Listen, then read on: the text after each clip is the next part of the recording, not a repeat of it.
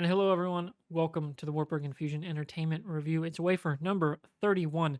I'm your host, Thomas, aka Mr. Wartburg, and alongside me, as always, is Patrick, aka Mr. Fusion. Greetings and salutations, everybody, on this holiday week. So, here for WAFER number 31, we're recording this on the 20th of December as we barrel on towards the holiday season. Of course, we're starting with mostly our main course tonight is going to be Spider Man No Way Home, little spoiler cast talk, smattering of Hawkeye episode number 5, little Halo Infinite talk, and maybe the lightest touch, the lightest pinch of salt, you might say, of The Witcher season 2. So, now if you are listening after the fact and you're not here live, this is the second time we've done this intro because my chat completely fucked with me accidentally. Like it just broke my brain for a minute. I was like, "Oh my god, we're doing this live. Holy shit." Yep. And then Yep. the first thing one of our regulars says is, "Oh shit." So I thought everything broke. So if you're watching and want to see those shenanigans, you can head over to twitch.tv/MrWartburg to watch live. We tend to do every other week. You know, it's kind of varies based on the schedule and, of course, content itself that we want to talk about. We're Yep. doing this one a little ahead of schedule because, my God, we need to talk about this movie I mean, so come on, much. man. Come on. There's just like, are we going to be able to fit this in a reasonable amount of time? That's what I'm curious I about. don't Because, know. I have no idea oh how man, long the show is going to run. Like, I have literally no notes. I take notes. I like to plan things out. I try to stride the line between fly by the seat of my pants and take notes because I was a super heavy, like one of those dudes that took reams of notes in college. Then, after everything happened stomach wise, I just kind of went, fuck it, I'm going to stop caring about that shit. But I still, for shows, like taking notes. I have no fucking idea what we're doing tonight, where we're going, how long it's going to take to get there. I do not know, ladies and gentlemen. much like No Way Home, this is going to be an exciting adventure. Yeah. Who knows what's That's going to who happen? Who knows who's knows. going to pop up? Like I, the Denis in chat right now, Mr. Dennis Fan.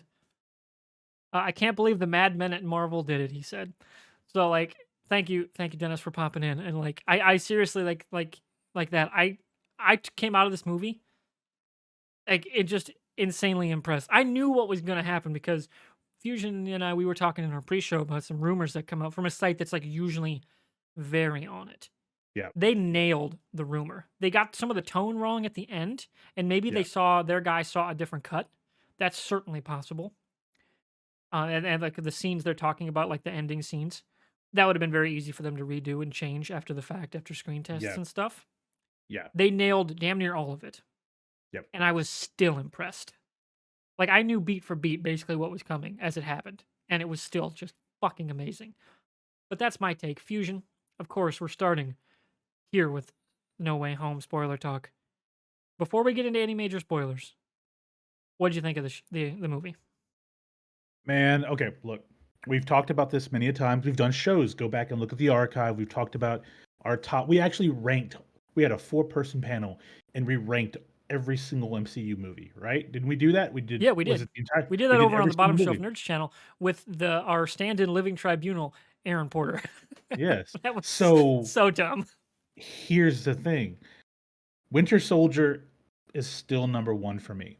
That was, and I think we've talked about this. That is a 10 out of 10 movie. Like, not just a great superhero movie, action movie, political thriller. Directing, acting, the script, the score, perfect movie for me. This is now number two on the MCU, man. This is number two. Number two used to be the first Avengers film Ooh, for me. all right. This is now number two. Avengers is number three. Civil War is number four. And I have to be honest, because I went back and watched it recently and it shot up the charts. Shang-Chi's number five. I'm gonna be Ooh, real with you. oh, It's a that's a spicy take out of the gate. yeah, Shang-Chi is a great fucking movie. But all that said, Spider-Man No Way Home is now my second favorite MCU movie, man. It stuck the landing and then some. Like it just like you said, we knew pretty much minute by minute how this was going to play out. Both you and I did, right? Because we had been reading gossips for months and all the rumors, the rumor mill. That's actually a real. It's these guys are really on the target with their rumors quite often in a lot of these movies. We knew it was coming, but at the same time, and like I got emotional several times. Like you have to like you just get pulled in. Did you fanboy out? Fuck yes, I did several times. And then the ending, you knew it was going to have to end that way because, of course, it's a Spider-Man movie. It's a Spider-Man story. Come on.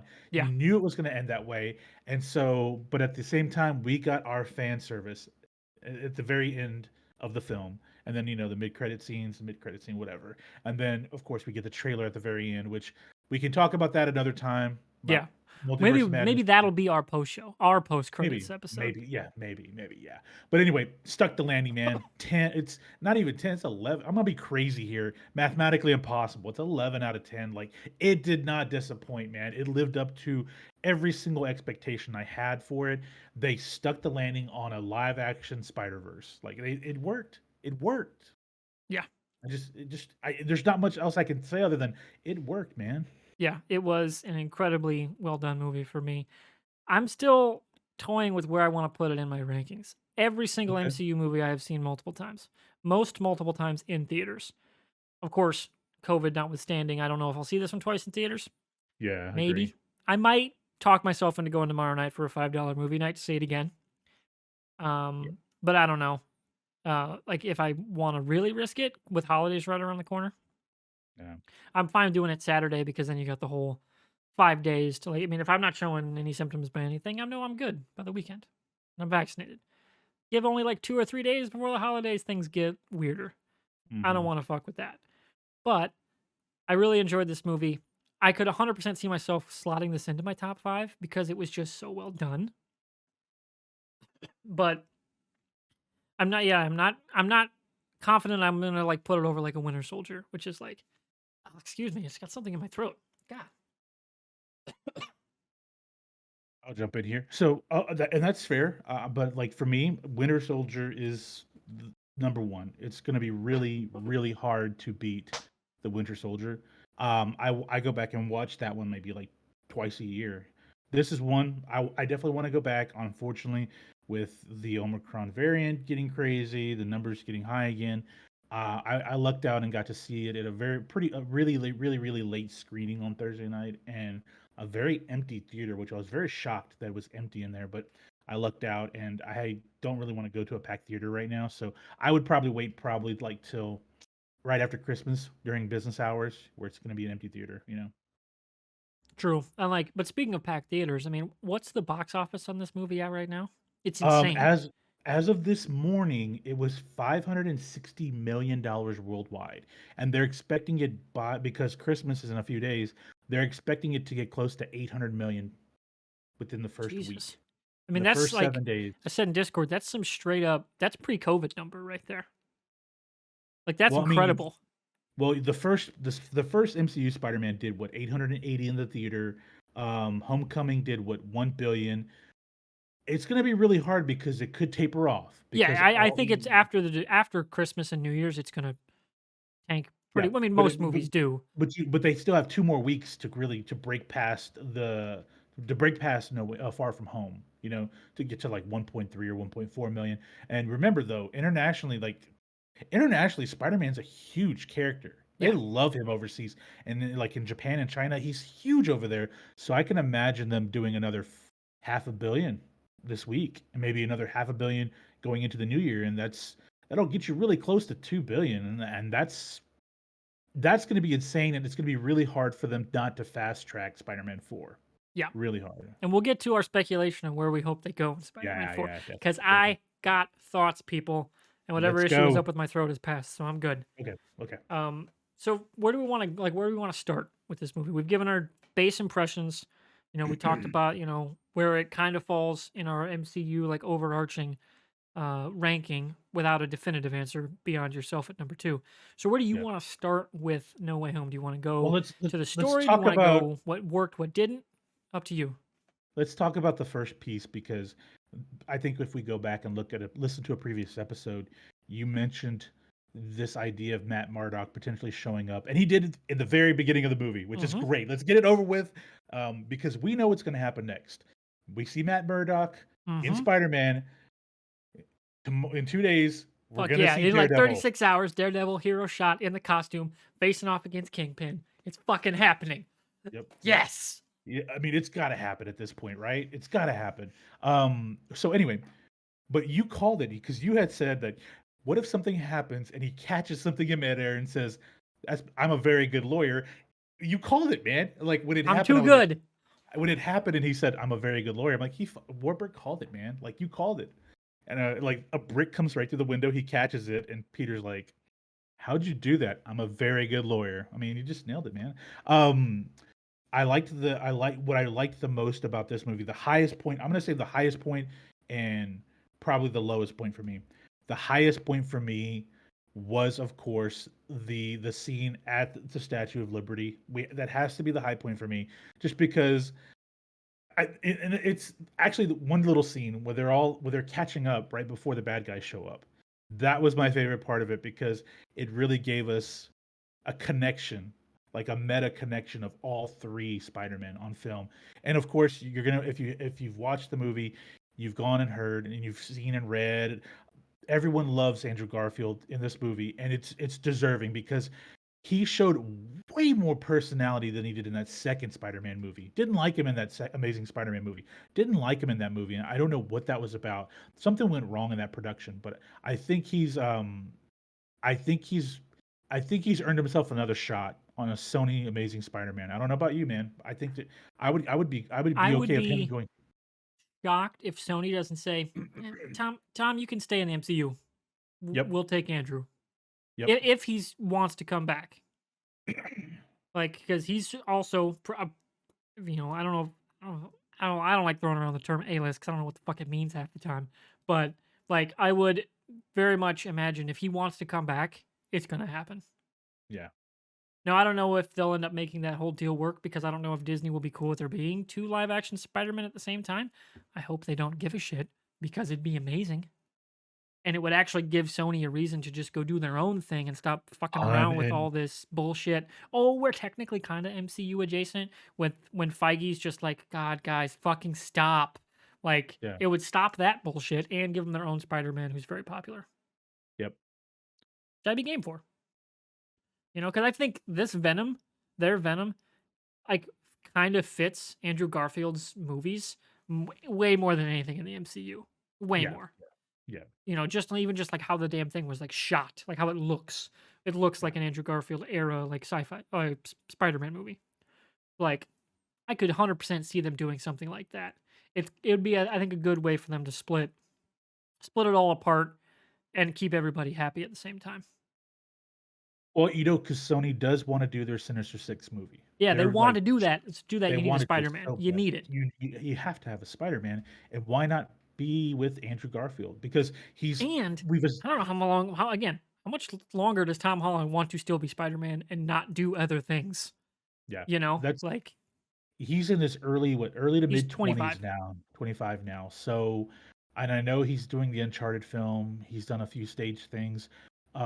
This does take up a lot of time because Chris Evans admitted that was the main thing because for a stretch there he did I think it was like 4 straight years he did a Yeah, and it's Marvel probably movie. worse for him because he's got huge. Yeah, he's got to Like stay that takes jacked. so much time. But at the same time, I think Tom Holland has really embraced it. But hey, at some point it gets old, and you want to do Yeah, you're quote unquote an artiste, so you want to go do other things, and I get that. The thing with Garfield though is he's 38 years old. He's 38. He can do a few more Amazing Spider-Man films. He can maybe do two, maybe even three, right? An aging Spider-Man. I did see something like I appreciated Toby in this movie, but he does look his age. Unless we get like a over the hill, like a Logan style movie I out of would Tobey love a Maguire. him Spider-Man with his daughter. I was so hoping they would bring up MJ and him had a kid or something. Yeah. Like that's a really fun run of the comics, and then of course, one more day and all that stuff. How But did when Osborn when the goblin stabbed him? Did you think that was it? They were just like I signing him really off. thought they might They were kill gonna him, they were gonna especially retire after him. what happened just before. Yeah. Like, oh, they really could have done that. And I imagine there's a cut where it happened. Yeah. I think there was test screenings where people were like, "No, we don't want that to happen." Few things about this. Wasn't a real big fan of Doctor Strange's role in this movie because he kind of yo-yoed back from being like the friendly father figure to being the jerky stepdad to being at the very end the friendly father figure again. And I don't know what that was about. Of course, We do have theories related to that. That wasn't really him at the very Oh, I end, and think it all of was. that I just stuff. think it's a symptom of the MCU doesn't know what role to put him in. Yeah, it His sucks because character. Like, who he was should very Strange be in the world? yeah, because he was very Tony Starkish in his movie. Even though it's a good movie, don't get me wrong, and he's great in it, but I think he was very slapsticky in that one. And then in Infinity War, he was a little drier. Same thing with his appearance in Thor Ragnarok. So I think you're right. I think it's kind of like with Carol Danvers. They just don't really know what they want out of like they really want out of that character. And he's gonna lead a second film here, and we're gonna get obviously Dark Strange. So they're gonna have to settle on something with the main character of Stephen Strange, Yeah, right? like what role is he going to take in the universe, and how does Yeah. he relate to other heroes? Like, I mean, is he going to be the next Tony Stark? Because from what you and I thought was that Tom Holland's Peter Parker was going to be the next Tony Stark, definitely not and now.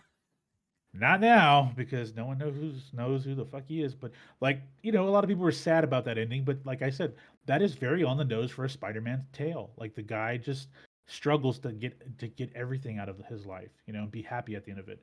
Um, but Thanks, Chris. Thanks for yeah. that on point joke. Okay. Highest point for me was the scene at the Statue of Liberty where they're having a conversation. Lowest point for me was um, I'm gonna say it was right after, and remember this is a spoiler cast, guys. Right after, and his aunt died. Because here's the thing: everybody was giving Disney and Marvel shit for the fact that they really did not give her a big role in the first two films. She was kind of not even was she a secondary character or was she tertiary really? And in this one, she stepped up at the very beginning, and then her death. I get it; it's pivotal. It's the biggest problem I have from that was we've right shortly after that we get introduced to the other two Spider-Man. But the problem with it is when they go and they chat with Holland's character Peter Parker to get him kind of back up and running. They bring up Uncle Ben, and we don't have like what are we ever going to get an explanation in the MCU about Uncle Ben at Yeah, all? did he Like even we, like was he even a part he, of Peter's life? well, was he a part of Peter's life? Like, because he says Ben in No Way Home, Far From Home. Um, and then there's that passing in Homecoming where it's like, after what happened, we've had a rough year, all that stuff. So for me, it's like, okay, was Ben not really a part of his life, or did he die? Was he sick with cancer and passed away? So it was like kind of expected because it wasn't as tragic and influential on his decision to become Spider-Man as it was for the other two Peter Parkers. And Yeah, so the great with great power comes great responsibility. For him, everything was centered in his universe on Aunt May, and that's fine. But it's like to me, you and I both know the mythos of Peter Parker and Spider-Man is so centered around Uncle Ben, and I just wondered why they just feel like that really wasn't an important thing for them, and that was kind of a low for me, just because they both said Uncle Ben said that, and Holland's Pete's just like, okay, like, all right, not even going to talk about Uncle Ben. Okay, my yeah, Uncle Ben never said it. Like, just my Aunt May said it, so that's what's important, not my Uncle Ben. It's like, so you're just going to gloss over your dead uncle? All right, and just move on. yeah. But I can't be too critical because in McGuire's film, in the Raimi films, we don't know much about Peter's parents. All we know is about his aunt and uncle being the two that really raised him. That's fine. In Amazing Spider-Man, we know his parents were really involved. In the comics, we know that And they also read. in a deleted scene, totally not dead. Yep, that's Like, true. I Totally not loved dead. that, and they never went anywhere with it. They never resolved it. Oh, Yeah. that sucks. That sucks so hard. Um. So, and then in the comics, we find out that they worked for Shield. It's Yeah, like yeah, it's just like, and for me, it's just like, okay, we're once again not touching on his parents, and even still, Uncle Ben's not playing a pivotal role. That's okay, I get it, but then Aunt May's not even a big role, and that kind of bothers me. It does. I'm not going to be overly critical okay. of The it, but that parents was probably angle on got my head turning, in and the I'll wait for MCU. my speculation Okay, because I got ideas. okay.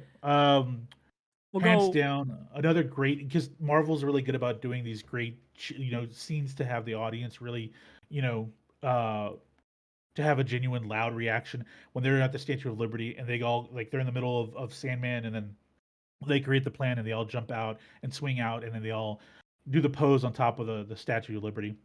That was pretty badass. I like that Yeah. stuff. Yeah.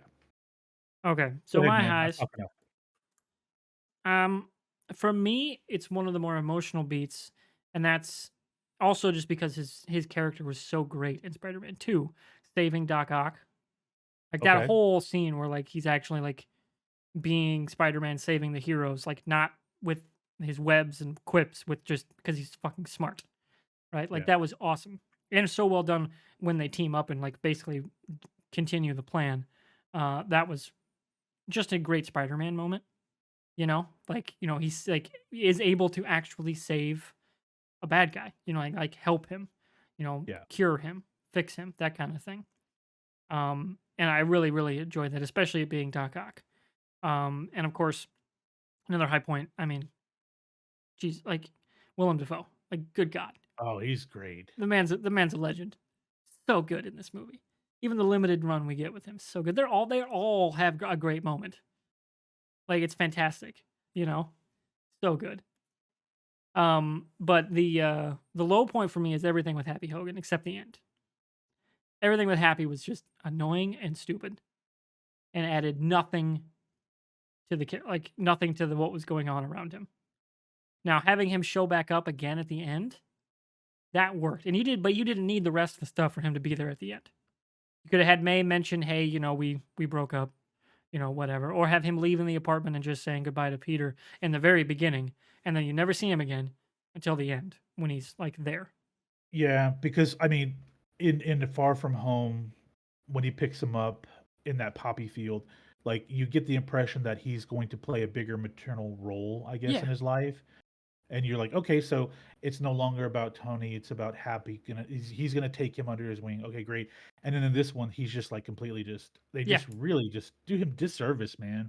They yeah, really do because he's like the anchor, of course, in the Iron Man comics. But I mean, in the Iron Man movies and for a part in the background in the MCU, he's an anchor. And just to have him just become this blubbering, crying fool, it just yeah. And I then didn't like get that at especially all. like Stark is also under investigation here, Stark Industries, Yeah. and Peter is like their favorite son, like he's fucking Spider Man. Nobody comes to help, like no lawyers, nothing, nobody. That Yeah, just they had to get seemed. Matt, which okay, they get Matt, we get I Matt get that, Murdock, but but it's like like, nobody explains why it's Matt Murdock. Like if it had been Tony knew who he was, like this was Tony's guy. For any time he would have gotten in trouble for being Iron Man, he was going to go to Matt Murdock. That would have been enough, or a reference of why they picked him. Like, yeah, he's I remember that whole like Kingpin thing like a few years ago. Like super famous crime boss, and they beat him in court. Like explain why it's Matt Murdock.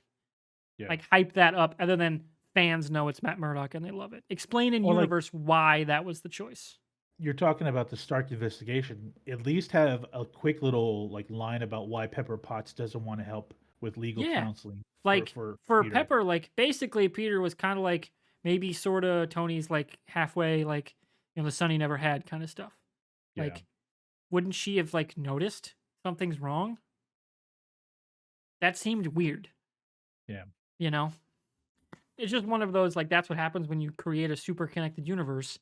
When not every single point lines up, it's noticeable. Well, that's what happens when you have a bunch of A-list actors too Yeah. that you have to And that's give certainly screen a part of time, it. you know? Like you can't get around the logistics of making movies, when it comes to scheduling conflicts and stuff. But yeah, that was just a moment to me where it was like, oh, that's really noticeable. And then the movie immediately picks up and goes on its merry way and is fucking amazing. Like that, Yeah. most of my problems with this movie are the very, very early stuff.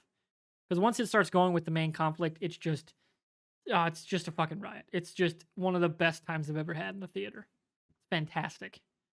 With nowhere near as emotionally a devastating moment as Infinity War. Nowhere near.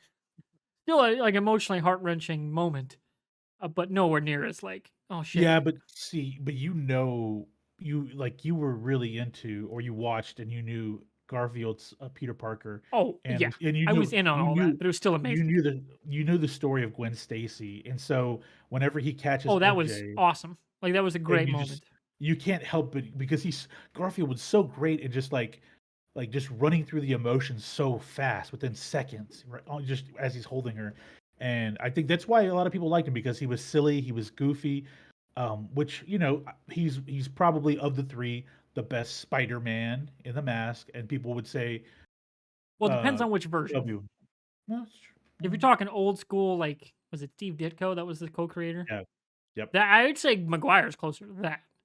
But again, that it's been a long time since that's been the Spider-Man like archetype. Now, do you mean Peter Parker or Spider-Man? No, I mean Because a like lot of how he people. acts as a character, like Okay. all around. Okay. Because like he wasn't always the super sarcastic, you know, quip a mile a minute character. Well, Deadpool wasn't as breaking Exactly. the Like fourth the wall at the very early beginning. runs of the character were not that, and that's what they were more pulling from in the like the Raimi films.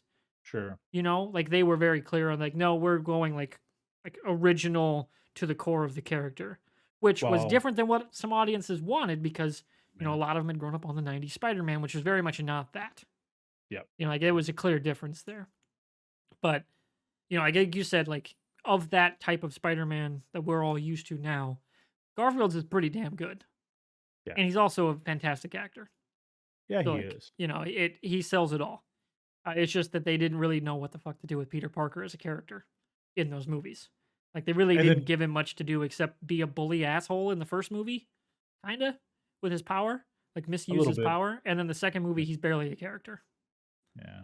you know, except for the real whole like, but the whole telling you know Aunt May that I'm the one that got Uncle Ben killed, fantastic, like that was awesome, but that was like all he got to do in the second movie as Peter Parker, which was weird.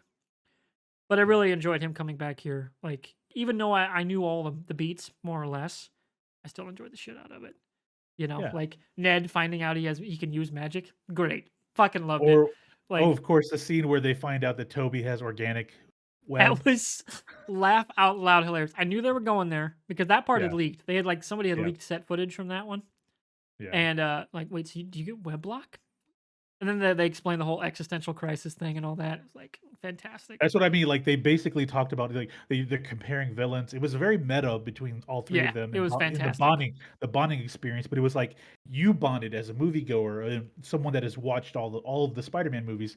You bonded with them because you're like, oh yeah, oh yeah, oh yeah. You Like know. you remember, Mm. and this was like a bigger version of, and we've talked about this scene before when Grant Gustin meets Ezra Miller's Flashes when they meet. Yeah. That felt like that, but stretched out for like 30 minutes. Like I couldn't get out. Like man, how cool would it be to have in the Flash in Flashpoint? Grant Gustin just shows up as the Flash, and he's just a Flash running around. It's But we not going to didn't. happen. But we did not get the Spider-Man meme. Well, we kind Unfortunately, of we didn't did get. when they're Mm, naming each other. Like the yeah, that camera they were. pans around them, and they're all pointing at each other.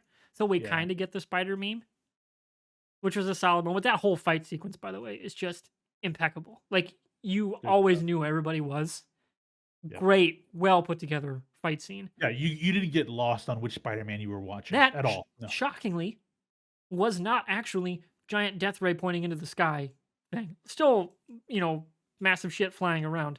It's a superhero movie, of course. That's the finale, Sure. but it was still really well done because in this case it wasn't like death ray; it was magic. Yeah. Cool, everything's fine.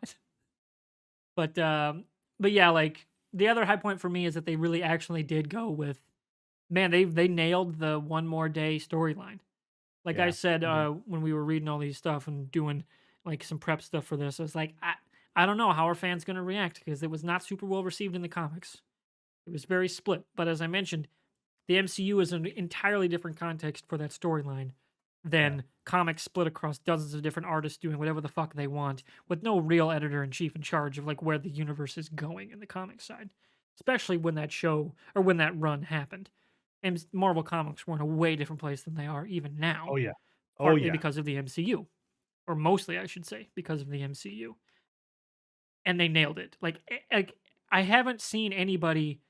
There have been theories and questions about what comes next, but nobody's been like, that sucked. That was terrible. I hate it. Burn it all to the ground. Because that's what like half the reaction was, maybe even more than that, to the original run. Because that one also included him having a kid too. And then that was just gone. But I really enjoyed the ending. I think it opens up tons of cool possibilities for where they could go in the universe. You know, everybody forgetting that Peter Parker exists, period, is an incredibly cool Spider-Man concept. Like that's fantastic. Like new ground for them to cover in the existing MCU. Like what does that mean? How does that retroactively affect what happened before? Like, did anybody ever know? Or did it only affect people that are alive right now? You know, like, or to go back to his parents thing, a little speculation here. I would love it if he actually does find out his parents are alive, but they're the one, but, and nobody believes that he's Peter Parker. He doesn't really try to tell anyone who he was before the spell, but they remember because they're his parents. You know, like, it like starts to break the spell a little bit. You know, like stuff like that would be really, really cool. And I can't wait to see where they go with his character. Hopefully they, make it sooner than later. But they are now all like 8 years older than their characters in universe. Because it really, for his timeline, hasn't been very long chronologically in his life. Yeah, that's true. And the actors don't just stop aging. Like they're still only like 17, 18 in the story. But they're all now mid 20s. So making a jump to do like an end of college into the real, like you're entering the workforce kind of story, that'd be pretty cool. I'd like to see that. Maybe it's a mid college story. Depends on what they're gonna do and how fast they can get to the movie. Because it's not exactly like Zendaya's schedule is gonna get super super light. Because she's in a lot of stuff too. Including Dune. Yeah, I mean, Dune Part 2 is yet to film. Like they haven't even yep. started filming that. She plays, and her character plays a Yeah, big she's gonna be role a in Dune. big part of that in the in next Dune one. 2. So and who knows what happens with Uncharted? Do they get sequels? Who knows? But I hope we can get to what comes next because man, there are some tantalizing possibilities. So here's my thought on that. I love the fact that we did get the original suit at the very end. Yeah, they went That old was school. cool. Here's the other thing. I don't know if I think I messaged you this. I texted you this. Obviously this movie ends during Hawkeye It looked like because it. The because shot of him going over the ice over rink the was oh, the so ring, it had to be damn. It had to be deliberate, right? right, It right. couldn't have been just, oh, that was an accident. No No, way. Not with no, Charlie Cox coming into no, this movie. no. No fucking way. Because now, okay, so basically how it works now is that when we saw Matt Murdock versus what Oh, we're gonna Dennis, if you're still see, here, by the way, I know you haven't watched Hawkeye yet. If you want to bounce, we're gonna yeah, get into a little Hawkeye spoiler territory. yeah, So I now's a good totally time. understand.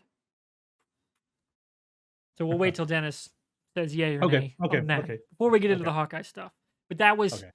oh, that had to have been deliberate. And man, that got the hairs on the back of my neck standing up. Because I think I told you like a couple weeks back, I was like, "Hey, man, it's just preliminary It feels timelines." like they really Yeah, did manage to time it the well. well, the in the trailer when they're swinging, you could see Rogers the musical, and I'm like, that has to be very close to where we're at with this show, and I'm trying to vamp a little bit because I don't want Dennis to like be here, but um so I'm like, maybe it does line up, but it just makes sense because if who we saw at the beginning of No Way Home ends up showing up, then it's only been a couple days Yeah, in the like it seems storyline. like very much like the bulk of this story was happening towards obviously the start of the school year, and at Yeah, the time jumps like, well, a maybe couple 4 months, months. 5 months, Yeah. something like Well, that. no, no, no, no, because school started, but then they got their letters. But I applied to go for colleges before starting senior year. That's true. 'Cause That's I true. took my ACT when I was in 8th grade, and I took it every year since. So like, That's true. like especially kids of that caliber, you're applying when you're like 16, 17. Yeah. You know, depends on where you are in the year for your graduation year and where your birthday Yeah, is. you're But you're right because we can't say that this takes the whole school year because this ends at Christmas time, and yeah, you didn't fast forward 8 months. yeah, like I So knew I was going to Wartburg, hence the eponymous MrWartburg name. I knew probably, I think, even before the start of my senior year. I think at least I'd gotten accepted. I don't know if I said where I was going to go by then, yeah, but like I knew I'd applied to go there. So that part lines up, and yeah, like so essentially this takes place over a 4 or 5 month span of time, depending on when the state of New York starts school. I don't know. yeah, yeah. Um, Okay. So do we that want to move said, into our Hawkeye talk, or do we want to stick with where they're going to go with the Spider-Man movies? where are they going to go next? Where Okay, where do you I where do you have think they're thoughts going to go on the next? sequel. And Okay. by the way, ladies and gentlemen, if you're watching this after the fact or listening or on any podcast services, uh, we're not going to do any like plot breakdown. There are people that do that all over the internet, do it way better than we ever could. So you saw the movie. If you watched the spoiler cast, you remember the plot. Those are mostly our highlights on the movie itself. Oh, I do want to also say, I guarantee you there's a way more violent cut of how Aunt May died. Has to be. Because she Has to damn near be. got cut in half and then stood up. Like nothing Yeah. happened. Like, Yeah. what the fuck? Oh, like that looked so viscerally like. And then it was such a hard cut to a wide shot. You're like, oh man, I think there's a cut where she got impaled and almost cut in half. Yeah. I think there was a mirror shot to how Green Goblin died, and it was Aunt May. You know, and I bet somebody at Marvel was like, "Fuck no, we cannot do that," and I wish they had, because that would have really hit so hard, even harder than the drop in the "great power, great responsibility" line. Like just her dying so suddenly and viscerally would have really sold how like he wanted to kill Green Goblin. Yeah. So like that was, I think, for me, not a bad like misstep, quote unquote, but like almost a missed opportunity for a cooler, more hit you right in the gut moment. That while her death, hit hard, I think there was a real gut punch left on the table. Because like you said, she wasn't really that big of a part of the story, but to have her taken out so violently would have really like. And again, you don't need to use violence to like tell that part of the story. You don't. And it's not like a fridging like scene. It's not how I would like frame it. Like because she would have been part of the story at some point. But and maybe that's why they ended up cutting it if something happened. Because it just feels like there was a cut there. There's like a shot around a pillar or something, and it feels like there was a cut. Yeah. But I don't know. I don't know how I'd like to see that other cut and like compare before I really make a judgment on what they should have It's done. But it's funny you bring up women in refrigerators because that's a topic that's actually come up in the comic book yeah, world again it's come up recently. a lot. It's still a Uh, prevalent issue. I'm not trying to like Yeah. shy away For from that. those that don't know, basically in comics, it's a controversial storyline where some writers kill off the hero's either girlfriend, wife, relative, and it's usually a woman, and the villain is superpowered, and they stuff them in a refrigerator. It started with Green Lantern, Kyle Rayner's girlfriend, Alexander Yeah, DeWitt. I remember Major that run. Force shows up. Major Force, which is a kind of a quasi good guy, bad guy, but he's crazy, and sometimes he does murderous things, even though sometimes they claim to be a good guy. But he's an anti-hero, and he basically shows up at Kyle Rayner's apartment, crushes her, and shoves her into his refrigerator. So that started a trend where that happened quite a bit in the late '90s and early 2000s. So whenever this idea of like really just killing off the female character with ease, that topic of women in And refrigerators then comes in using it as also as a motivation for revenge too, as a for component of it as revenge, well. and yeah, exactly. And I so you talk about that you want to really see that, but I get why Yeah, because I do. obviously And Feige could also, be like, that's I them don't want to deal with backing that. themselves into the corner with it only making Aunt May and not an Uncle Ben, right? Exactly. Like they had kind of put themselves in an odd situation there with her, Yeah. where she wasn't really a part of everything, but she was also his only connection to his family. Well, Like that was a weird scenario. you're right because I thought the same thing that the shot seemed a little weird, just the Yeah, like connectivity he of the hits her and then scene it's and the bam, frames, wide shot, and you then all know? of a sudden she's getting up again, Yeah, like and then it's she like, stands up and was like, yeah, "Oh, wait, what are you doing?" It's so like because you yeah, don't shy away. He hits her full speed, hard, yeah, yeah, and then yeah, she stands up, and it's like, "Wait, yeah, what?" And then she also dies. It's like such a weird, "What the fuck is going on?" moment. yeah. Instead of a, Well, "Oh my god, they really did that" moment. Like well, and I don't, that's I guess what I'm trying to say is it's yeah, tonally mhm, like doesn't fit the moment they really did clearly want. She is supposed to die, but the how they presented it was just weird. yeah, you're right because we haven't at this point we have not established because we get shortly after we get reintroduced to the other two Peter Yeah, Parkers. and But then then, that's also right after.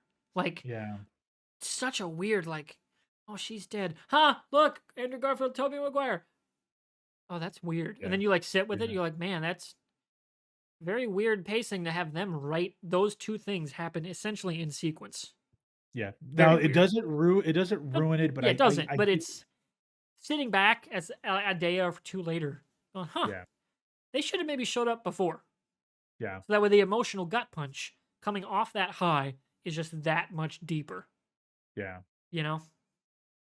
That's just But I think my I think stupid, dumb take. no, no, I think the problem with that was they couldn't do the introduction because that act was primarily inside of Happy's apartment, and they're True. doing it was a really long scene. That whole event is a long scene, so I think like they basically would be putting Andrew and Toby back really early because that was like a 15-minute True. scene It's a in while. the apartment. So I would think that, and then you have the battle at the back end of that scene. So it's like a 20-minute scene and altogether, including the death, and then they're on the run and all that stuff. So I think maybe they felt like we may find out that was initially supposed to be before that scene, and they kind of moved it back behind. And like you said, they probably realized. And the other thing is, they were getting some shit because Marissa Tomei, she's a accomplished actress, A-lister, great actress, award-winning, and they really didn't utilize her in the first two films. They made her the hot aunt, all of that, and there was a little bit of a backlash about that. So maybe that scene was a little too violent, and Feige was like,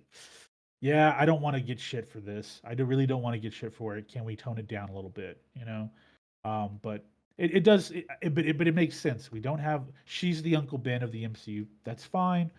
And especially if the point was to Yeah. get that line, killing her Yep. like that so fast, you don't get the Yep. line, Yep. you know? I don't know.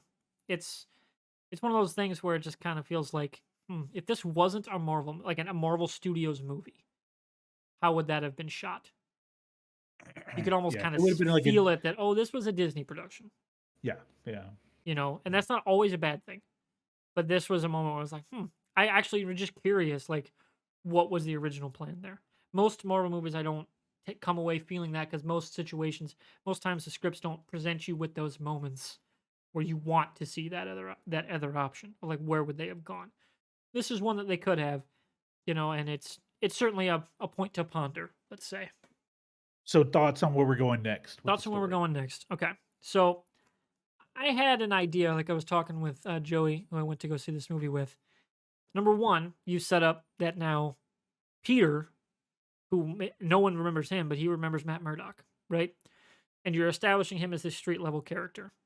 Mhm. You've also established that May was working at least as a partial director or something for a homeless shelter called Feast. It's a pretty big part of the Spider Man PS4 game, the first one. Yep. Yep. Now, what I would imagine is a street level story, like it's a gang or whatever that's tied into the who runs Feast, this billionaire philanthropist who is also Mr. Negative. And he has like essentially like a ninja clan, right? And you're also so you tie in like he's still helping Peter's still helping the shelter, right? And he's getting to know this the new director who's coming in who knew May, like that's a really heartfelt connection there to his family, right? And then it turns out, oh shit, he's a bad guy and he's a ninja. Shit, who can I go and talk to? Maybe that I kind of know is at least partly a ninja. Oh, Matt Murdock shows up anyway, who just shows up as Daredevil or something like that. Like Daredevil shows up. Because Peter's moral quandary in the sequel would be, keeping that balance in his life, of like struggling with, do I tell MJ and Ned and Happy and everybody that I'm Spider-Man? Like what happened with Doctor Strange, right? You know, and I would use Daredevil like you leave Daredevil in this interesting spot where he doesn't really need his own solo stuff. He's the guy that's figured it out, right? Like he's essentially nice Stick to you, like in his own story, like how Styx is, mentor who just pops in and out of the story, right? But whereas you use Daredevil to be his mentor, and like most of the other street level heroes is, well, that dude's figured it out. He's in a great relationship. His law practice is booming. And he's still this awesome hero that nobody can touch because he's the man without fear, right? Like he is a fully realized, like peak version of himself, Daredevil, and it's his advice to to keep finding and pushing for that balance in his life that makes Peter at the very end scene swing into the MIT campus and talk to Ned and MJ and explain the whole thing. And the whole end Okay. credit scene is just him explaining, like going through the script and reading it all. Okay. And then that's the credits. Mid credit scene is like Ned and him and like it's all happy, they're all feeling good. They do the secret handshake. It's great, right? And you establish it. Nope, it's back. They're back to being friends in each other's lives, and they'll figure it out. And then post credit scene, you set up something with Daredevil. That'd be what I would do. But Daredevil's really just there to help with the ninja-ness of it all, plus give Peter the life advice to kind of nudge him into, going back to getting them back in his life, because you can't just be the hero all the time. And if nobody knows who you are under the mask, it doesn't really matter. Like that would be a great role for Charlie Cox to have opposite a Tom Holland Peter Parker. I would love to see that. And All we get right. some dope fucking Daredevil action. We would, versus Mr. Negative. That'd be incredible. I'm just stretching here. All Oh, right. and I was I also going want to say the parents thing. That would be a great thread if he finds his parents, and yeah, they were spies and they were working with Shield and all this shit. And like you vaguely get the hint that they kind of realize something's wrong, and realize, to. wait, did we have it? Like that moment, like, wait, did we have a kid? Like that whole like sequence, like something there would be really cool. But I don't think they're gonna go that way with this Spider-Man. Okay. They've already done Iron Spider, like all that stuff. They've already done the Shield side of things with him. I don't think Yep. they go back to that well. I think they No. stay street level side. Maybe we get a Rhino story, Plus, they're setting up the symbiote down the line. Who knows how far down the line that's going to be? Somebody name dropped a Black Spider Man, so maybe we get an Ultimate Spider Man crossover. Another little multiverse shenanigans. Maybe Miles Morales just pops into the universe somehow. That'd be cool. Plus, we've already established Miles' uncle as the Prowler is around somewhere. Yep. Yep. So, like, that's possible we just meet young Miles Morales in a future story, too. That's certainly a possibility. But I do think, going back to the well of what happened with Aunt May, that he's dwelling on that, tying it into the Feast story, and riffing off that 2018 Spider-Man story would Okay. be hella cool. Plus, Kingpin's in that story. And Daredevil's in this movie. The connections are there, and it'd be awesome. Okay. So my thoughts. All right. Get ready. Okay, what you got? We're obviously dipping into, like you've stated, and this is a very good point. We've done Shield version, we've done Iron Spider. Those are really big modern versions of Peter Parker, right? We have the One More Day. We've got all of that taken care of. What we never really got to see, except for a few minutes in Homecoming, was a friendly neighborhood Spider-Man. Yep. And that's really what I think. Obviously, that was the point of him being in the red and blue to end this film, was to show in the rinky dink apartment, listening to the police scanner, that he is back to be, and that's where it's going to be focused. And honestly, I think what happens next is he's going to be happy as the friendly neighborhood Spider Man and doesn't want to complicate anyone's lives, right? Here's the other thing you have to think about, Warburg. In 2023, the same director that directed this movie, John Watts, is going to release another film, and it's called The Fantastic Four, and they're based in New York. Oh, I didn't even think about a Fantastic Four connection. So we've been talking about Mentor. Peter's going to be in his 20s, obviously, at this point. Oh It's shit! necessary. What if he interns for Reed Richards? That's my thought, is that there's going to be a tie, because yes, a lot of people don't know this, but for multiple iterations, Spider-Man's been in the Fantastic Four a couple of times over the years. For someone leaving or someone taking hiatus, Spider-Man lives in New York. It makes sense. He wants to live in a nice little comfy apartment rather than his shitbox for a little bit. Okay, I'm gonna go live at Four Freedoms. Okay, great. Um, I think we're gonna get our origin story, which it's been a while since we've had a true origin story MCU movie. That's what the Fantastic Four is gonna be. I don't think they're gonna jump right in like they did with Spider-Man. Like, I don't think we're gonna get that, right? I think we're gonna get it in Black Panther. We're gonna get an origin story, a true origin story for the Fantastic Four. But they're going to be scientists, and they're going to be important, and they're going to be on the rise in New York. And a kid that had to go to community, took his GED, and had to go to New York community, like Central City or whatever they're going to call it, community college. It makes sense for him to intern at Four Freedoms Plaza, and that'd be a great tie-in for a fourth Spider-Man film. Now, here's the thing, though: if there's anyone that can break magical spells, it's Reed Richards with science. Science, Yes. bitch. You know, so I think there's going to be a tie-in to the Fantastic Four. It just makes sense with John Watts directing the first three Spider-Man MCU Spider-Man films. I don't see why he wouldn't take on a fourth unless he thinks it's just too much work to take on both Spider-Man and Fantastic Yeah, Four because that because pre-production's a pain in the ass. yeah, well, and Fantastic Four is gonna be a much more cumbersome CGI production because Yeah, you have like four super characters on screen all the time plus with their villain. CGI. Yeah, Yeah, and their villain.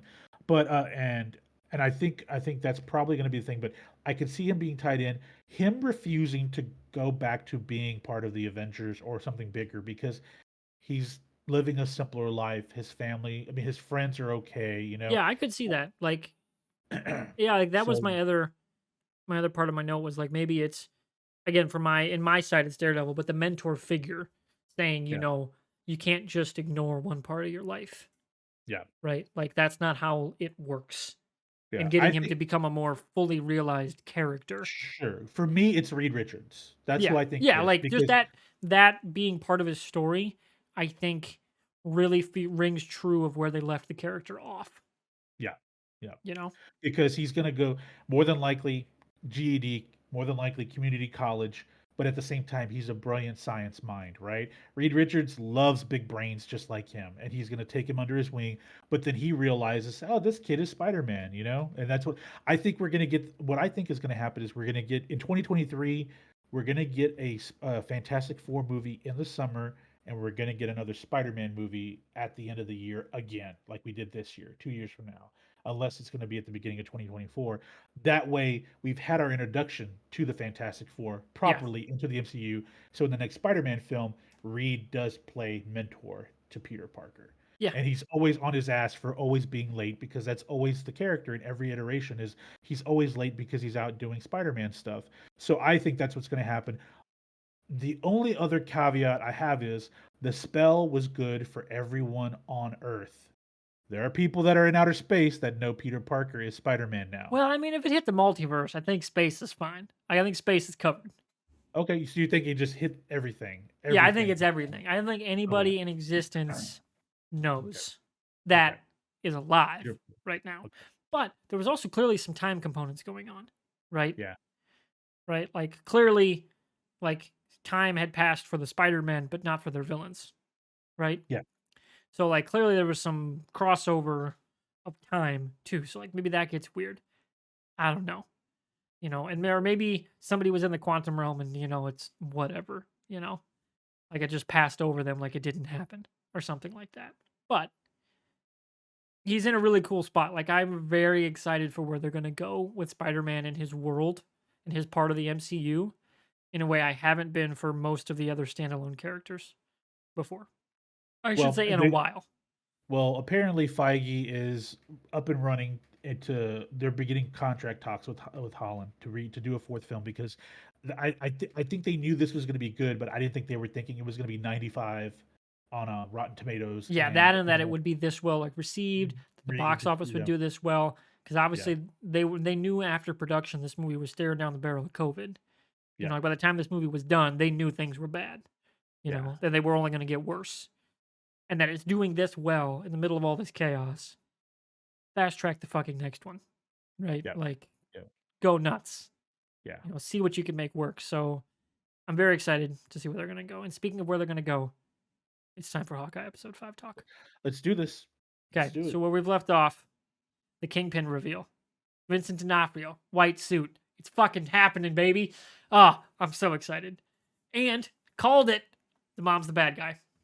100%. They're going to go. Jack's actually a quasi good guy. He's going to be more like an Okay. anti hero, but maybe one who's turned the page. Like was, a mercenary or whatever. But now he just wants to help Kate and like he's going to end up being her mentor character after Clint goes back to his family.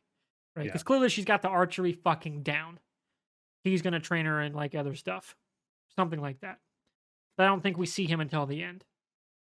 And maybe she'll find out against her mom that like her mom set Jack up and she comes to realize how bad her mom is, right?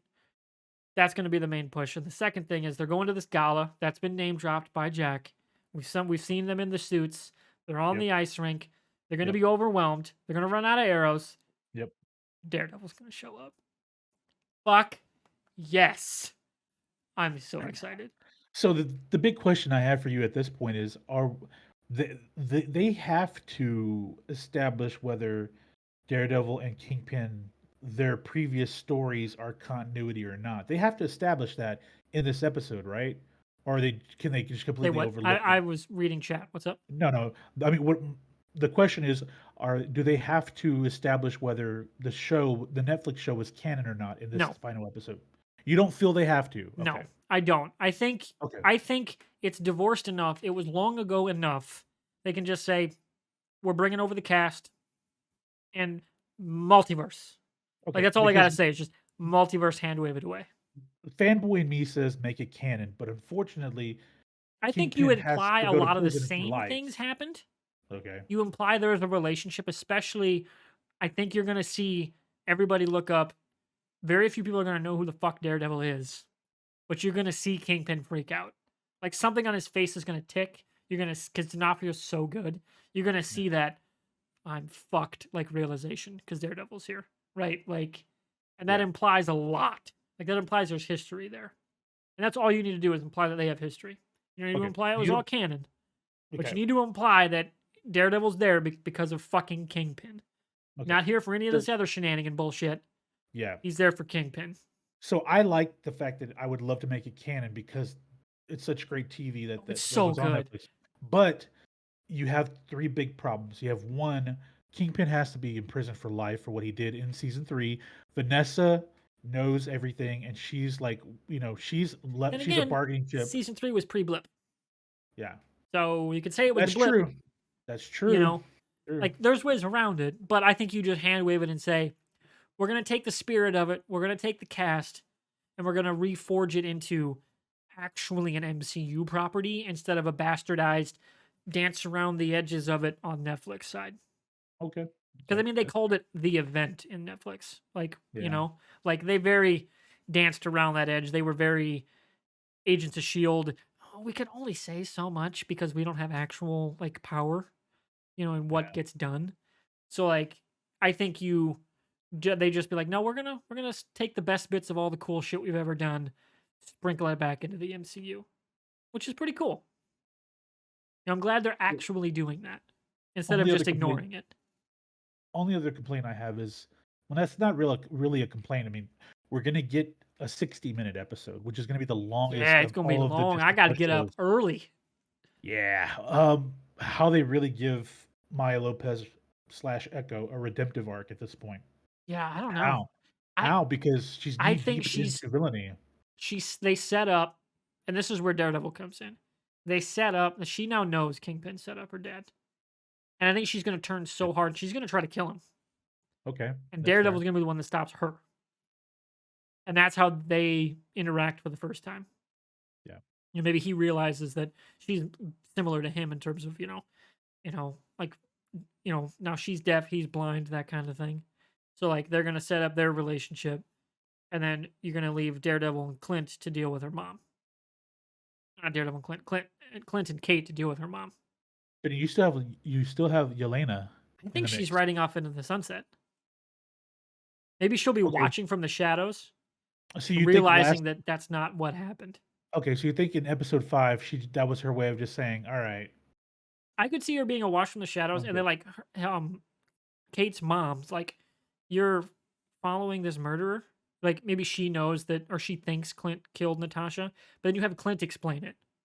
Like this is what happened, and then Yelena hears it, and then we get a shot of her like walking away, Okay. something like that.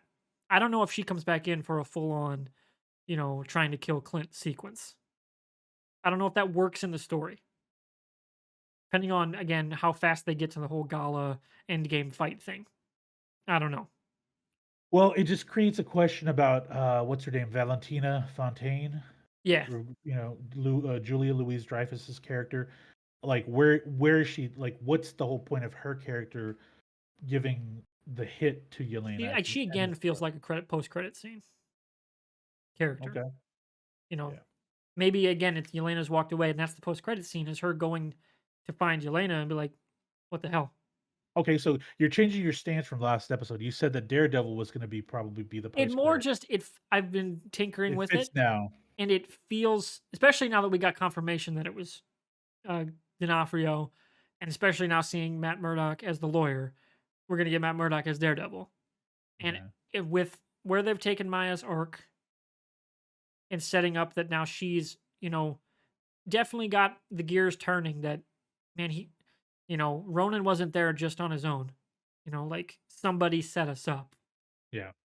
And having her turn on Kingpin and try to kill him, that feels like a moment for Daredevil to step in and stop her. And then also set up her own show. Okay. Yeah. And then you can get D'Onofrio in Echo as Exactly. well. Because then there's few characters that would be like, I get rage and how to fight with rage better than Matt Murdock. Yeah. So it fits thematically, and you wouldn't need to explain him showing up all that much because he's there for Kingpin, you know. And I think you have Kingpin also not get arrested. He's gone, like he gets away, like that's not the point. Isn't to take down Kingpin at all. We're just setting him up for future stories, Yeah. and so I think that's where they go with him. But we're still Okay. gonna get a dope fucking hero moment from him, and I'm so fucking excited. Yeah, it's gonna be great. I mean, this is a good show, man. It's fun. Like I said, I Yeah, wish this there is a were a few. really just well done show. Yeah. Um, I like the pacing better than I did Falcon and Winter Soldier, but we have talked about that ad nauseum. And there was editing issues, or Yeah, they it had was a in whole and out of editing COVID thing going on. production, Yeah. editing around plot points. This is Yep. the first So, full on Disney Plus show that was made all in COVID. yep. Pre production and everything was done during COVID. They were able to properly plan for that. Loki, you could kind of tell every now and then, like some of the shots, they Yeah. were like kind of Yeah. hastily. Maybe they didn't know logistically like who they should all have on set. Like things were maybe too pared down in some spots. Versus, like they're filming out and about in New York, everything's fine. But they were properly able to accommodate all the COVID issues for shooting Hawkeye. And it's a smaller scale show too, right? Like you don't need to explain what the fuck the time variance authority is, right? Like it's a way more grounded story, and those kind of stories have been told a lot. Like we know how to make a on the ground, like, fugitive type show. Like we know how to make a show like this. Yeah. Way more than something so fucking crazy like WandaVision, right? Like this is a lot more quote unquote normal show in that it's just not as crazy to produce. Plus of the whole, hey, we were properly planned due to COVID. They didn't have any drops in production due to COVID outbreaks or anything like that, from what we know at least. Yeah. So it makes sense that this is the most consistent show in the run so far. Just given this, like what kind of show it is, how it was done, when it was made, and all those various factors. So, and it definitely is the most consistent show in the run. Like the low point of the show is actually maybe the first episode, and it's still really good. Like I really love the show. It's good. This might be Yeah. one I buy. If they make a full release, like physical, I might buy it. Really? Okay. I really enjoyed the show. I think that this should have been 10 episodes because there's still so much about Hawkeye, Clint Barton's character that you can really dig into. But I get it. I mean, they don't want to put too much out there, put too much content, and it's a grueling schedule. I get it. I'm really excited for Wednesday, because not only do we have The Matrix coming up that day as well, but we have the season finale of Hawkeye. It's an hour long. Like you, I'm gonna get up early as possible. Oh, by the way, my VPN, it is my VPN because it posted at 1 a.m. You suck. Uh, so, I can't do you know, that because there's no Midwest fucking servers for VPNs. for VPNs, yeah, you're There's right, no man. like why is there no server for Minneapolis? Right? Like nobody. There's Chicago, but I don't need Chicago locals. Minnesota locals I could do because Minneapolis is only 2 hours away. Yeah, About the same to Des Moines. Hulu has me in Des Moines, and that Des Moines locals are about the same distance. I don't care. But I don't want Chicago. I don't want the fucking West Coast. It's bullshit. VPNs, you suck. Get the Midwest exists, people. come on. Let's hit up the Bible Belt, guys. Let's do it. Minneapolis is Um, pretty fucking big. Twin yeah, Cities. no, it's big. No, it is. Actually, it's a big tech hub now. It's Yeah, becoming a bigger like tech hub. Like a lot. it's a definitely a Yeah. bigger like metropolitan area in this country. My company works with Oracle, and I will tell you, Oracle has a strong presence in the Twin Cities. They really Yeah. do. Everyone bitches about like the Twins being a small market team. Really, they're not anymore. That's just something we remember from the 90s. They're really Yeah, not anymore. Just how yeah. much money they just dropped on Josh Donaldson. They're not at all. But Well, see, but that's the thing though, is like Boston is a what, a top 7 market yeah, it or a feels top right. 10? Okay. And that's just because it's so Like, but tight. it's so tight knit. Like it's not like it's a huge metro area. It's just tight knit. But yeah, man, I feel you. But I mean, hopefully it'll post at 1 a.m. for me. Yeah, it I'll let will. I gotta get up you. at like I'll have to get up like 5:30 But the because good thing I gotta is turn the heater on, get the office warmed up so I can watch the show and not freeze my balls off. Oh, this room is fucking freezing in the mornings. oh man, like yeah, I can't wait, man. I'm so excited for the finale, and like you, they've really done a good job sprinkling in new characters and old characters, and like they've done a really Yeah, good job recently. So I'm really excited to see what's the next product, what's the next production that think comes up Miss with Marvel or Miss She-Hulk, Marvel. one of the two. Might be I'm gonna She-Hulk s- because I'm I've gonna seen say stills from She-Hulk. yeah. Yeah, We haven't seen anything from Miss Marvel yet. We just saw and we saw the I think teaser for the She-Hulk. pre-production is done. Yeah. I don't know if Okay. they're waiting on like logistics for like actors to free up, but yeah, I think She-Hulk's next, then Miss Marvel, then Moon Knight, Yep. and then who knows? I mean, I don't want you can't prognosticate that At many this point, shows you down the can. road. At this point, because there's going to be some shuffling and there's going to be some shoving the schedule down. But again, but I think She-Hulk, if they're in post production, hey, they have it in the can. That's probably going to come what, in March maybe. Yeah, And I because you'll haven't. have to get through Boba Fett, Book of Boba Fett. Yep, which is Once that's January. done, I could see She-Hulk being the next show. So maybe late February, early March, Yeah, I could see that possibly. being the early March. I would do it the week after the Batman myself. Yeah. Talking like right before spring, like the week before spring. They don't care about No, they DC. don't. But like I'm talking like on the timing. Depends. I can't remember how many episodes Book of Boba Fett is. I think 6 episodes. They doing only Don't quote me okay. on It's that. only 6. You're I talking think mid 6. February. I think it's 6. I think so. Yeah, you're talking mid February. I thought it was a 10. And then you're talking That's not like Mandalorian was 6, right? Season 2, 6. I thought that was 10. Might Was have been that 8. 10? Might have been 8. Okay. Now I gotta go look real quick. Mandalorian season 2 is how many episodes? 8 episodes. Okay, Okay, 8. so it'll be in that 6 to 8 range. Yeah. So yeah, you're talking, and maybe they take a break too. Like I don't know. February is a weird time for content. 8 makes sense because they'll release the first two together, and then Yeah, that I gives think you they are 6 doing a weeks double after that. double premiere for Boba Fett. Yeah. So the only reason why they didn't do that with Hawkeye was because Yeah, they go did. longer. No, I mean what I mean is go longer with Hawkeye probably was because they wanted to get into the Book of Boba Fett. Yeah, They told them you need to do 6 episodes, not 8. that and We I got bet I wonder how much the timing of Spider-Man Spider affected. Man. Yep. Yeah, with the finale being the week before, like the week after. Yeah. You know, like that kind of synergy matters. Yep. So maybe they'll, because what comes out when? If they stick to Doctor Strange in May, Okay. which I don't know if they do, because it's a They're horror they're doing movie. they're doing reshoots right now, They're doing so reshoots. Black Panther's going under major production overhauls. Thor probably won't 4 be is till the end of mostly the done. year. Yep. So I could see them changing up the schedule and pushing Doctor Strange, pushing that into the fall Okay. because it feels like a fall movie because it's going to be a horror movie. Yeah. I could see them pushing that. Thor remains the summer comedy. Did they put She-Hulk in the spring, like April, May area, as like Okay. that's our MCU content for this window, as opposed to earlier in the year? That's crazy though because you're talking about And when's that Secret almost Wars 6. show too? Okay, that's isn't it a movie? It's going to be a Disney Plus film. I can't remember. And it's going to be crazy because it's going to be live action, isn't it? It's Is it? not Or going are to be they doing that kind of like faux CGI? I I don't know because from that's a lot of actors. So I would think it would be because they're talking about having Toby and Andrew now in it too, you know. Yeah, like I don't know. That's gonna be such a weird project. Like way Yeah. more weird than What If. Okay. So real quick, those are the two episodes. Those are the two productions that I'm worried about: Secret War and Doctor Strange 2. I'm a little worried now after watching the teaser trailer. I I think it's going to be really hard to stick the landing on that one.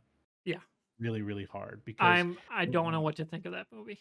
I'm a little worried about it. I'm hesitant because I mean, Cumberbatch is a great actor and he can carry that film. I just think that the story after what we saw in Spider-Man, you're basically going to take Spider-Man and turn the level up like 100, 200 degrees with the Eh, multiverse. well, the multiverse side, yes, but we're Yes. actually going to get more multiverse stuff here. In this case, I also read the same site rumors that nailed almost all of Spider-Man. Yep. It's a cool story.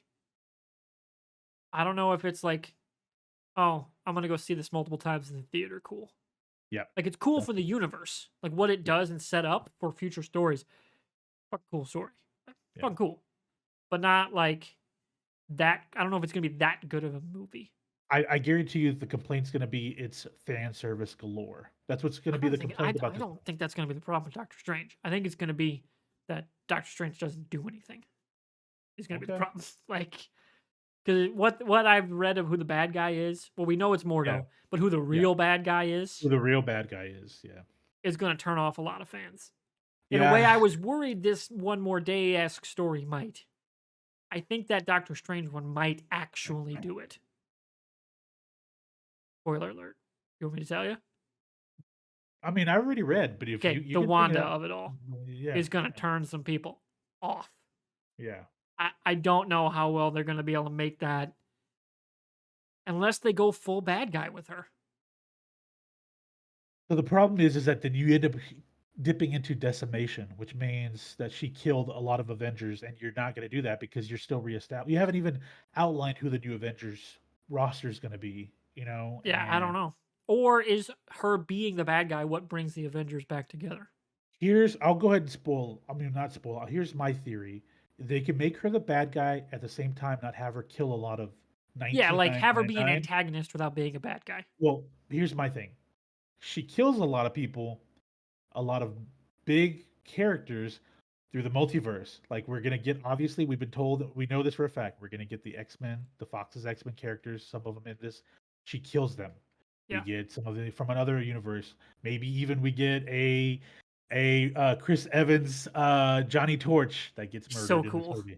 That gets murdered in this movie. Like I think they're gonna do something of that degree because that makes her evil, but it doesn't make her so evil in her universe to where like they have to fucking nuke her from orbit. Like at this point, she's going out there to other universes and killing people, man. We got to put a stop to this. It's like it's not my universe, so okay.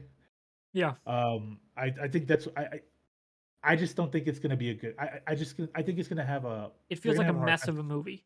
It'll Yeah, still be fun yeah, to that's watch, but it feels like a mess of a story. yeah. It feels like almost too comic booky, It's if almost that like makes sense. it's like Flashpoint in the TV show Flash. Yeah, which again, that really wasn't that bad. It just No, was nowhere near as impactful as it should have been. it wasn't impactful, and I think the thing is that a lot of shit's gonna happen in this movie, and it's not gonna be impactful at the end of it, and people are Yeah. gonna be like Whereas like this movie, Spider-Man No Way Home, oh, this very shit's gonna impactful. ring out into the Yep, universe. yep, yep, Like and it yep. was also way more like a joyous like celebration kind of time with the downer ending, whereas they're doing it all as a horror movie, which again, not a bad way to attack it, No, especially with no, Sam no. Raimi at the helm. Yeah. Like there's a lot that could be awesome with it, and a lot that could be like, huh, well I guess that happened. Kind of a like tone. I'm gonna go ahead and call it. Bruce Campbell is gonna be the living tribunal, just to give Okay, you a good pop. that'd be dope as fuck. I mean, Aaron Porter is a living tribunal.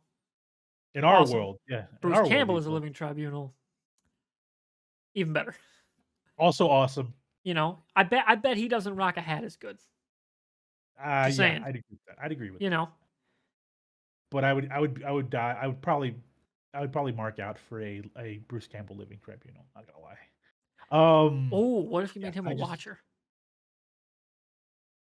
a watcher that talks way too much. Yeah, Yeah, like a watcher that interferes, like on yeah, purpose, like just fucks with yeah, people. That'd be yeah. great. A former watcher that got fired from being a watcher because he Yeah, interfered for then way. Jeffrey Wright just like gives him a look.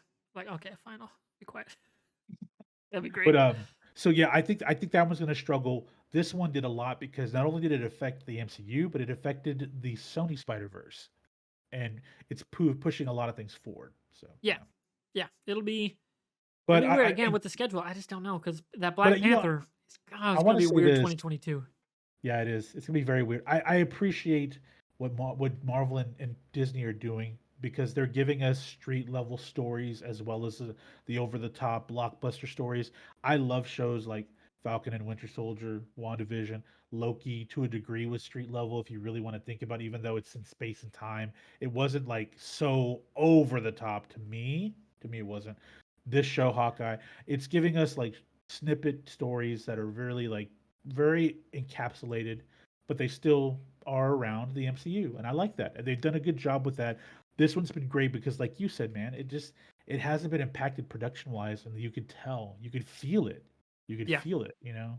And I really hope that this finale on Wednesday is just entertaining as hell.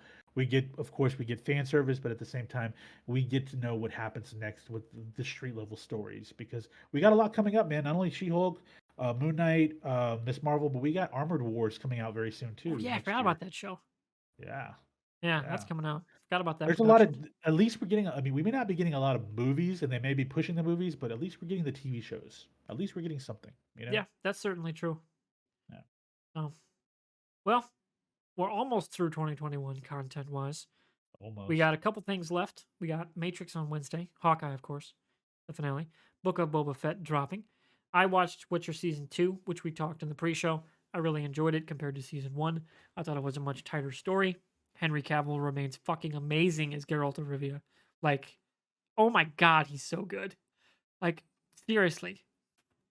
I say this every episode. WB, what the fuck are you doing? Get Well, this man in the even Superman outfit. he said he'll even wear the red trunks. Come Like, on. how much more does this man have to say he wants to be Superman while being the most popular dude in Hollywood before you give him a fucking movie? He's Like, too. for the love of God, get this dude on an HBO Max Justice League series or give him a Superman movie. Pick one. Do one. Good God. You're killing me, WB. Because Marvel's gonna snatch him up. Yeah, WB. Marvel's gonna pay that dude a whole Brinks load truck full of money. Yep. Like, good God. Give Yep. him a movie. It'd be awesome. Let him actually be Superman, and it'll be awesome. Everybody knew that, and he still has not gotten to be Superman. He got to be Superman for like 6 minutes, and it was incredible in the Snyder Cut. Give him a whole fucking movie. Ugh, it's annoying. But yeah, that was. Warner Brothers are just a pain in the ass. They've been They doing this for really are. decades. Like they do some decent stuff, and then they do some stupid stuff. 2 steps forward, 1 step back. Well, like one and a half That's steps the line. back. That's fair. 1.5. Yeah. Like, I mean, they gave us Young Justice back, but then they pulled like half its budget. Like, what the fuck? What are you doing? Dude, I'm gonna go ahead and say this right now. If they really want to buy my loyalty, give me a Plastic Man show on HBO Max. That'd be, and try to talk James Gunn into coming back. Oh Yes. my God, James Yeah. Gunn on Plastic Man. Oh my lord. Yes. Oh my Doesn't lord. that just That'd be go? great. Yes. You're just like, oh my god, that'd be incredible. Yes. That would be fucking hilarious. This is what happens, guys. By the way, if you're just listening for the first time, We go on tangents, especially we go about on DC. tangents, man. We go on Yeah, tangents. yeah. Oh, Okay, man. Don't forget we got Kingsman as well yeah, on the Kingsman Wednesday. drops. But I'm not going to the Matrix in theaters. I'm gonna see that. I'm gonna pop that on the 4K. You You know, know, turn on the ambient lights and just watch that at home. yeah. Because again, it's close to the holidays. I don't want to risk going to the theater. So that's What my about thing. Kingsman? You gonna wait on that The one? reviews for that one, it haven't been great. Like not like bad, but nowhere near as good as the first two. Like the first one was Yeah, a revelation. yeah. Like That was a great movie. that first one, when that with the intro in the '80s in the desert, and all of a sudden the MTV, shit, what's the name of that song? Money Video. for Nothing. Yeah, Dire Straits. Dire Straits kicks on, and like Yeah, all the explosions like kick up into like the credit title cards and stuff. So cool. Like from that, like for you just go like, oh, I'm in for a show. Like that's what those movies are. This one apparently is nowhere near as good. So like I don't know if it's a go to a theaters before a matinee on a weekend kind of thing for me.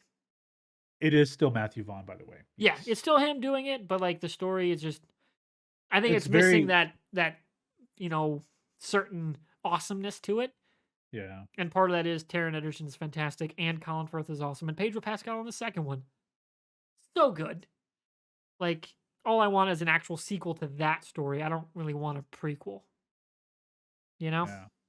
that, and I think Ralph Fiennes kind of a miscast for a hey, I'm gonna head up a super spy and be a super spy here in my early '60s in World War One, where '60s back then was basically a geriatric old fuck. Yeah. Like that doesn't feel right to me. Yeah. So, That's fair. That's fair. Yeah, man. So when we catch up again, we'll have a lot to talk about. oh, we certainly will. In fact, we may have to do something before Christmas. When are you seeing The Matrix? I'm gonna watch it Wednesday night Okay, for well, sure. Wednesday night, so we'll have both watched Matrix and Hawkeye. Hawkeye. Yep. That feels like the makings of a podcast right there. Let's do it. Let's All do it. right, well, let's put something on the books. I will reach out to you later on after the show. So we're going to end it here, I think. It's a good point to Yep. wrap up. We're at about an Yep. hour 20. Just a tail over our usual runtime. Not bad, not bad at all. So thanks everyone for watching. If you're listening or watching after the fact, our Twitter handles are on the YouTube side of the screen. I'm at MrWartburg. He's at Mr. Fusion.